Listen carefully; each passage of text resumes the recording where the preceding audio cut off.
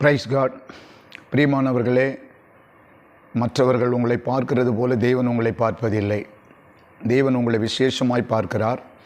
அவர் உங்களை பார்க்கும்போது அவர் உங்களுக்குள்ளே என்னெல்லாம் வச்சாரோ, அவருடைய திட்டங்கள் உங்களுக்குள்ளே என்ன இருக்கிறதோ அதை நிறைவேற்றும்படிக்கு பார்க்கிறார். அவருடைய திட்டத்தை நீங்கள் நிறைவேற்ற வேண்டும் என்பதற்காகவே உங்களை பார்க்கிறார். இப்போது இருக்கிற நிலையை விட எதிர்காலத்தில் நீங்கள் எப்படி இருக்க வேண்டும் என்று தேவன் பார்க்கிறார். உலகம் உங்களை பார்க்கும்போது உங்களுக்குள்ளே இருக்கிற குற்றங்களை பார்க்கும், உங்களுக்கு உள்ளே இருக்கிற குறைகளை பார்க்கும். உங்களோடு கூட இருக்கிறவர்கள் கூட, உங்களுக்கு கூட இருக்கிற நபர் கூட உங்களுக்கு குறைகளை தான் பார்ப்பார்கள். ஆனால் தேவன் அப்படிப்பட்டவர் அல்ல. ஒரு மனுஷனை பார்க்கிற போது அந்த மனுஷனுடைய இருதயத்தை பார்க்கிறார். வேதம் அதுதான் சொல்லுகிறது. வசனத்தை வாசித்து நாம் தொடர்ந்து தேவன் நம்மை எப்படி பார்க்கிறார் என்பதை குறித்து தியானிப்போம். 1 சாமுவேல் புஸ்தகம் 16ஆம் அதிகாரம் 7வது வசனத்தை நான் வாசிக்கிறேன். கர்த்தர் சாமுவேலை நோக்கி, நீ இவனுடைய முகத்தையும் இவனுடைய சரீர வளர்ச்சியும் பார்க்க வேண்டாம். நான் இவனை புறக்கணித்தேன். மனுஷன் பார்க்கிறபடி நான் பாரேன். மனுஷன் முகத்தை பார்ப்பான், கர்த்தரோ இருதயத்தை பார்க்கிறார் என்றார். பாருங்கள், கர்த்தரோ இருதயத்தை பார்க்கிறவர். மனுஷன் பார்க்கிற மாதிரி கர்த்தர் பார்ப்பதில்லை. ஒரு மனுஷனுடைய இருதயத்தை கர்த்தர் பார்க்கிறார். உங்களுடைய இருதயத்தை தேவன் பார்க்கிறார். ஏனென்றால் தேவன் உங்கள் இருதயத்தில் அவருடைய எதிர்கால திட்டங்களை வச்சிருக்கிறார்.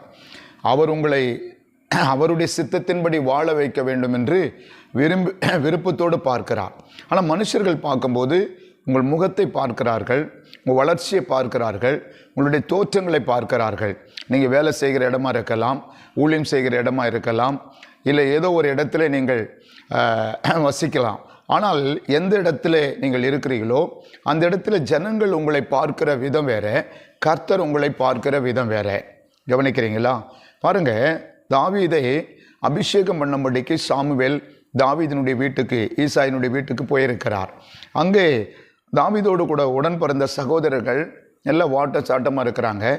இவர்கள் தான் ராஜாவாக இருப்பாங்கன்னு சொல்லி சரீர வளர்ச்சியும் சரீர பாடியும் அவங்களுடைய ஹைட்டு வெயிட்டையும் பார்க்குறார் சாமுவேல். ஆனால் சாமுவேல் இடத்துல கர்த்தர் என்ன சொல்கிறார்னா, மனுஷன் பார்க்குற மாதிரி நான் பார்க்க மாட்டேன், ஆனால் மனுஷன் முகத்தை பார்ப்பான், நானும் அவன் இருதயத்தை பார்க்குறேன்னு சொல்கிறார். பாருங்கள், ஆண்டவராகிய இயேசு கிறிஸ்து கூட இந்த பூமியில் ஊழியம் செய்த நாட்களில் சகேயு என்கிற ஒரு மனுஷன் இயேசுவை பார்க்க வருகிறான்.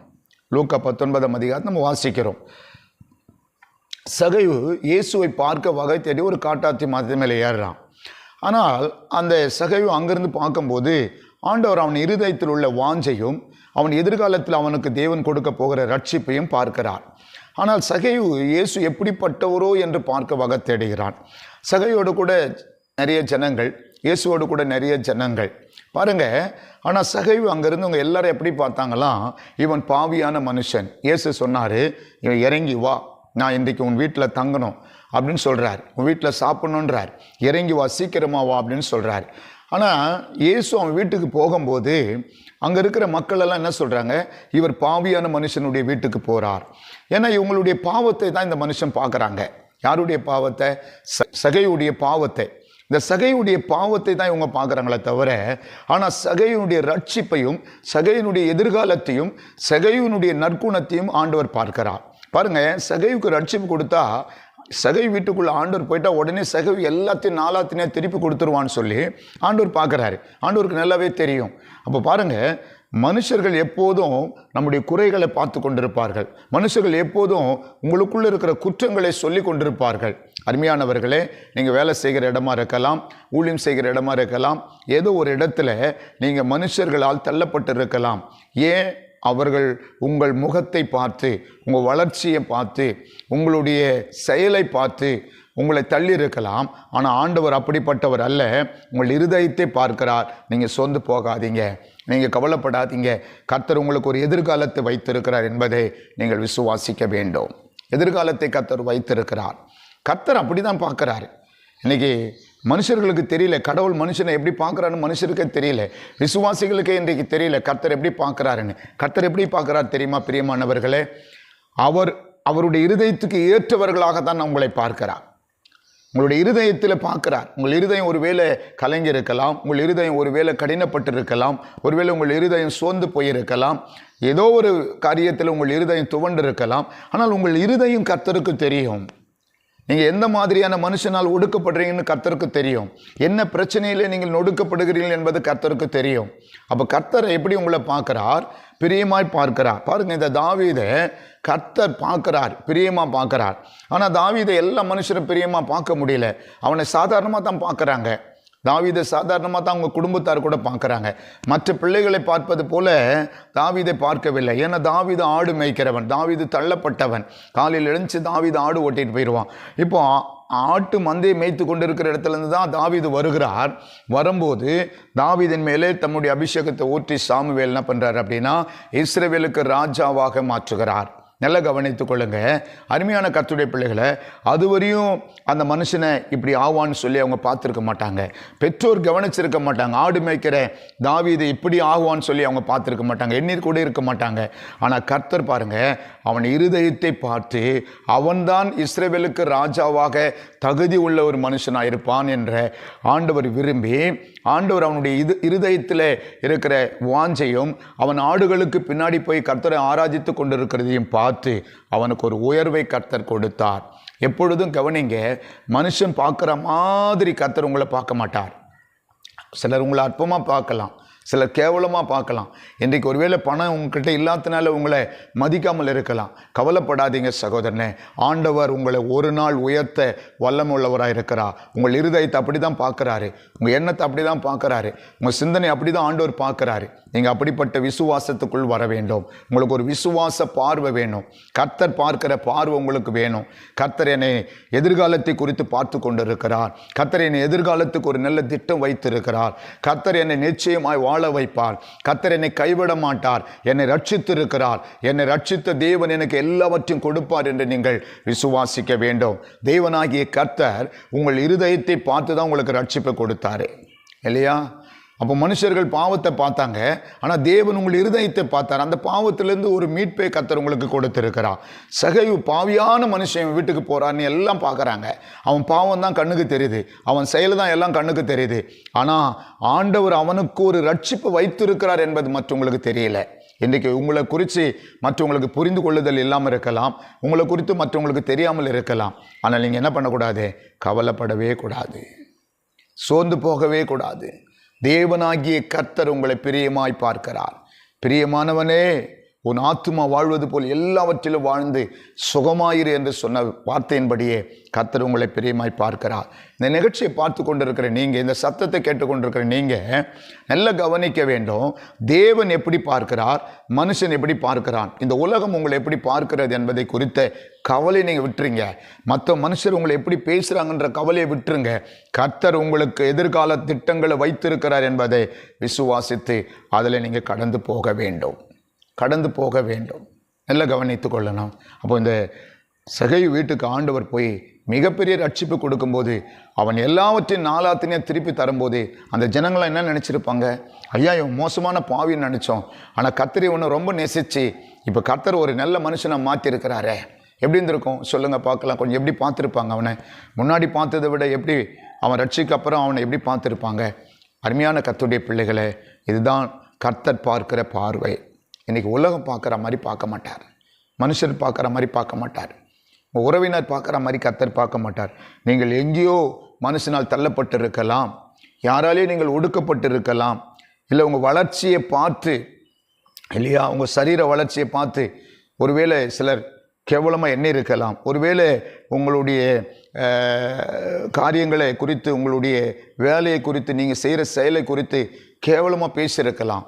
ஆனால் கர்த்தர் அப்படி பார்க்க மாட்டார் என்பதை நீங்கள் விசுவாசிக்க வேண்டும். அவர் முகத்தை பார்க்கிறவர் அல்ல, உங்கள் இருதயத்தை பார்க்கிறவர். அன்னாளின் இருதயம் ஒடுக்கப்படும் போது கர்த்தர் பார்த்தார். அன்னாள் கதறி அழுகிற போது கர்த்தர் பார்த்தார். தேவாலயத்திலே அன்னாள் தன் பிள்ளை இல்லை என்பதற்காக தன் இருதயத்தை ஊற்றி செபிக்கிறார்கள். எப்பொழுதும் தேவாலயத்துக்கு வருஷம் வருஷம் வரும்பொழுதெல்லாம் இந்த பெனினாள் அன்னாளை குறித்து ஒரு கேவலமாய் பார்ப்பாள். பாருங்கள், கேவலமாக பார்ப்பா. ஏன பிள்ளை இல்லை, எனக்கு மட்டும் நிறைய பிள்ளைகள் இருக்குது, கேவலமாக பார்ப்பா. ஆனால் வேதத்தில் வாசிக்கிறோம், சாமுவேல் 1ஆம் அதிகாரத்தில் நீங்கள் வாசித்து பாருங்களேன். எல்கானா அண்ணாளை ரொம்ப நேசிப்பார். பட் ஆனால் இருந்தாலும் அண்ணாளுக்கு பிள்ளை இல்லாத காரியத்தை குறித்து, அண்ணாளுடைய குற்றத்தை குறித்து, அண்ணாளுக்கு எது இல்லையோ அதை குறித்து கேவலமாய் பேசுவாள். இவள் அழுது கொண்டிருப்பாள். ஆனால் தேவாலயத்தில் போய் தன் இருதயத்தை ஊற்றி செபித்தாள். அண்ணாளின் இருதயத்தை கர்த்தர் ஆராய்ந்து பார்த்தார். ஆனால் அங்கே இருக்கிற ஏலி என்ன ஆச்சு, அண்ணாள் ஏதோ குடித்து வரித்திருக்கலாம், அவன் முகத்தை பார்க்குறான். அவன் முகத்தை அப்படியே விரித்து போட்டு அப்படியே அழுது வேதனையோடு துன்பத்தோடு தன் இருதயத்தை உள்ள வேதனையெல்லாம் கொட்டிக்கிட்டு இருக்கிறா. அப்போ முகத்தை பார்த்து அந்த ஏலி ஆசாரியன் சொல்கிறா, இவள் ஏதோ குடித்து வெறித்திருக்கிறவள் போல உட்கார்ந்துருக்கிறா அப்படின்னு சொல்லி பார்க்குறான். பாருங்கள், இவளுடைய கவலை அவனுக்கு புரியலை. இவனுடைய இருதயத்தில் உள்ள பாரம் அவளுக்கு புரியலை. இவள் இருதயத்தில் இருக்கிற உண்மை அவனுக்கு தெரியலை. அப்படி தான் பேசுவாங்க. இன்றைக்கு உங்களுடைய இருதயத்தில் இருக்கிற உண்மை மற்றவங்களுக்கு தெரியாமல் இருக்கலாம். ஒருவேளை உங்கள் இருதயத்தில் இருக்கிற கவலை பாரங்கள் மற்றவங்களுக்கு புரியாமல் இருக்கலாம். ஒருவேளை உங்கள் இருதயத்தில் இருக்கிற காரியங்கள், மறைந்திருக்கிற காரியங்கள், சொல்ல முடியாத காரியங்கள் எல்லாம் மற்றவர்களுக்கு தெரியாமல் இருக்கலாம். அவங்க தெரியாமல் பேசட்டும் சிஸ்டர், பிரதர். ஆனால் கர்த்தர் உங்கள் இருதயத்தை பார்க்கிறார். அன்னாளின் இருதயத்தை கர்த்தர் பார்த்தார். அவனுடைய இருதயத்தில் உள்ள வேண்டுதலை கர்த்தர் கேட்டார். ஒரு சாமுவேலை கர்த்தர் கொடுத்தார். இன்றைக்கு உங்கள் இருதயத்தை கர்த்தர் பார்க்கிறார். எந்த நிலையில் இருக்கிறீங்களோ அந்த நிலையை மாற்றுவதற்கு தேவன் வல்லமுள்ளவராக இருக்கிறார். அன்னாளுடைய இருதயம் கலக்கும் போது அவளுக்குள்ள ஒரு எதிர்காலம் திட்டம் இருந்தது. அவள் புரிந்து கொள்ளாமல் இருக்கலாம். ஆனால் அவளுக்கு ஒரு பிள்ளை கொடுக்க வேண்டும். அந்த பிள்ளையின் மூலமாக முழு இஸ்ரவேலுக்கும் தீர்க்கதரிசியாக அந்த பிள்ளையை வைக்க வேண்டும். அந்த பிள்ளை ராஜாக்களை அபிஷேகம் பண்ண வேண்டும் என்று சொல்லி தேவன் திட்டமிட்டு இருந்தார். ஆனால் தேவனுடைய திட்டம் அந்த அன்னாளுக்குள்ள இருந்துச்சு. அன்னாளுக்குள்ள தேவனுடைய நோக்கம் இருந்துச்சு. அன்னாள் இருதயம் முழுவதும் கர்த்தர் அறிந்திருந்தார். பட் ஆனால் பென்னினாலும் அறியலை, எல்கானாலும் அறியலை. ஏன் அங்கே இருக்கிற ஆசாரியன், தேவாலயத்தில் இருக்கிற ஆசாரியன் ஏலி கூட அந்த திட்டத்தை அறியலை. அதனால் அவர்களெல்லாம் அப்படிப்பட்ட அந்த திட்டத்தை அறியாதவர்கள் அற்பமாய் எண்ணிருக்க முடியும், அற்பமாக பார்த்துருக்க முடியும். உண்மை அதுதான். இன்றைக்கி கூட உங்கள் உள்ளத்தில் தேவன் மிகப்பெரிய திட்டத்தை வச்சிருக்கிறார். உங்களுக்கு ஒருவேளை பிள்ளை இல்லாமல் இருக்கலாம். நிச்சயமாக கர்த்தர் பிள்ளை செல்வத்தை கொடுப்பார். அந்த பிள்ளையின் மூலமாய் கர்த்தர் மிகப்பெரிய ஆசீர்வாதத்தை, எதிர்காலத்தை உங்களுக்கு வச்சிருப்பார். ஏன் உலகத்துக்கே மிகப்பெரிய ஒரு திட்டத்தை அந்த பிள்ளையின் மூலமாக நிறைவேற்றுவதற்காக கர்த்தர் வச்சிருப்பார். அது தெரியாமல் நிறைய பேர் இன்றைக்கு உங்களை பிள்ளை இல்லைன்னு சொல்லி ஒரு மாதிரி அற்பமாக பார்க்கலாம். சகோதரி, நீ கலங்காத. கர்த்தர் உன் இருதயத்தை பார்க்கிறார். அன்னாளுக்கு தேவன் எப்படி இரக்கம் பாராட்டினாரோ அதுபோல் உனக்கும் கர்த்தர் இரக்கம் பாராட்டுவார். வெறும் சும்மா உன்னை பார்த்துட்டு போகிறவர் அல்ல, உன் தேவையை அறிந்து உன் தேவையை பூர்த்தி செய்கிறவர் தேவனாகிய கர்த்தர். விசுவாசிக்கிறியா சகோதரி? விசுவாசிக்கிறியா? நீ விசுவாசித்தால் தேவனை மகிமைப்படுத்து. கர்த்தர் நிச்சயமாய் அன்னாளுக்கு எப்படி கர்த்தர் கர்ப்பத்தின் கனியை கொடுத்து, சாமுவேலை கொடுத்து, அவன் இஸ்ரவேலுக்கு ராஜாக்களை அபிஷேகம் பண்ணவும், இஸ்ரவேலில் தீர்க்கதரிசியாகவும் தேவனுடைய வார்த்தையை பெற்று மக்களுக்கு கொடுக்கக்கூடிய ஒரு தீர்க்கதரிசியாகவும் கர்த்தர் வைத்தாரோ அதுபோல கர்த்தர் உனக்குள்ள பிறக்கிற பிள்ளையை ஆசீர்வதிப்பார். விசுவாசிப்பேனால் தேவனை மகிமைப்படுத்து. கர்த்தர் நாமும் மகிமைப்படுவதாக. கவனியுங்கள். அப்போது அன்னாளுடைய இருதயத்தில் இவ்வளோ பெரிய திட்டம் இருக்குது. அன்னாளை குறித்து இவ்வளோ பெரிய ஒரு திட்டத்தை, எதிர்காலத்தையே கர்த்தர் வச்சிருக்கிறாரு. இதை விளங்கி கொள்ள மனுஷனால் முடியாதனால்தான், இதை விளங்கி கொள்ள பெண்ணினால் முடியாதனால்தான் அன்னாளை குத்தி பேசி, அவளை கேவலமாக பேசி, அவளை கவலைப்படுத்தி, அவன் மனமடிவாக்கி இப்படியெல்லாம் செய்கிறத நம்ம பார்க்குறோம் இல்லையா? அப்போ இதெல்லாம் புரியாதனால தான் எப்பொழுதுமே உங்களுக்கென்று தேவன் வைத்திருக்கிற எதிர்கால திட்டங்களை, உங்களுக்குள்ள கர்த்தர் வச்சிருக்கிற ஆசீர்வாதங்களை மற்றவங்களுக்கு தெரியாததுனால, புரியாததுனால உங்களுக்கு எவ்வளோமா பார்க்குறாங்க இல்லையா? யோசேப்புக்குள்ளே இப்படிப்பட்ட திட்டம் இருக்குதுன்னு சொல்லி தெரிஞ்சிருந்தா அவங்க சகோதரர்கள்லாம் கேவலமாக பார்த்துருப்பாங்களா? அவனை அப்படி நடத்திருப்பாங்களா? கொஞ்சம் யோசிச்சு பாருங்களேன். கர்த்தர் யோசேப்போடு கூட இருக்கிறார் என்று தெரிஞ்சிருந்தா கூட அப்படி பண்ணியிருக்க மாட்டாங்க. யோசேப்போடு கூட கர்த்தர் இருந்தார். யோசேப்பு அவ்வளோ பிரியமானவன். யோசேப்பு இருதயத்தில் சுத்தமானவன். யோசேப்பு இருதயத்தில் தேவனுக்கு பிரியமானவன் இல்லையா? தாய் தகப்பனுக்கு கீழ்ப்படுகிறவன், பிரியமான ஒரு மகன். ஆனால் அவங்க சகோதரர்களுக்கு அது தெரியல. அவன் மேலே பொறாமை, எரிச்சல் கொள்றாங்க. ஆனால் தேவனாகிய கர்த்தர் அவர்கள் மத்தியில் தேவன் யோசேப்பை உயர்த்தினார், எகிப்திலே உயர்த்தினார். எல்லா நாடுகள்லேருந்து போய் தானியம் வாங்குறாங்க யோசேப்பு கிட்ட. உங்களுக்கு தெரியும், வாசித்து பாருங்க அருமையான கர்த்தருடைய பிள்ளைகளே. அப்போ கர்த்தர் உயர்த்த திட்டமிட்டு இருக்கிற உங்களை, கர்த்தர் உயர்த்த திட்டமிட்டு இருக்கிறார் உங்களை. அதனால நீங்கள் கர்த்தரை பார்க்கும்போது ஒரு விசுவாச பார்வையோடு பாருங்கள். உங்களுக்குள்ள ஒரு விசுவாச பார்வை வேணுங்க. விசுவாசம் இல்லாமல் தேவனுக்கு பிரியமாக இருப்பது கூடாத காரியம்னு உங்களுக்கு நல்லாவே தெரியும். இன்றைக்கி சில நேரம் நமக்கு விசுவாசம் இல்லை பாருங்க. ஏன் நம்முடைய விசுவாசம் சில நேரம் தணிந்து போகுதுன்னு சொன்னால், தேவன் என்னை குறித்த திட்டங்கள் வச்சிருக்கிறார் என்ற அந்த எண்ணம் நமக்கு இல்லாதனால விசுவாசம் தணிந்து போகுது. இப்பொழுது இருக்கிற சூழ்நிலைகளை நம்ம பார்க்கும்போது விசுவாசம் தணிந்து போகுது. சில காரியங்களை நம்ம உலகம் பார்க்குற மாதிரியே பார்க்குறோம். சில பிரச்சனைகளை நம்ம பார்க்கும்போது உலகம் பார்க்குற மாதிரி பார்க்குறோம். சில மனிதர்களை நீங்கள் பார்க்கும்போது உலகம் பார்க்குற மாதிரி பார்க்குறீங்க, மற்ற ஜனங்க பார்க்குற மாதிரி பார்க்குறீங்க. அந்த மாதிரி பார்க்கக்கூடாது. நீங்கள் எதை பார்த்தாலும் தேவனை பார்க்கும்போது விசுவாசத்தோடு பார்க்க வேண்டும். ஒரு மனுஷனை பார்க்கும்போது விசுவாசத்தோடு பார்க்கணும். உங்களுக்கு நீங்கள் ரட்சிக்கப்பட்டிருக்கிறீங்க, மற்ற மனுஷனை பார்க்கும்போது எப்படி பார்ப்பீங்க? இவங்களாம் ரட்சிக்கப்படுவாங்களா?